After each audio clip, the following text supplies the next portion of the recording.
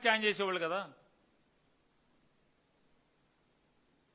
Excise commissioner గారు నేను అడుగుతున్నా, నారా చంద్రబాబు నాయుడు గారు కలెక్టర్ కాన్ఫరెన్స్లో మీరు సుమారుగా 25% డిజిటల్ పేమెంట్స్ అన్నారు.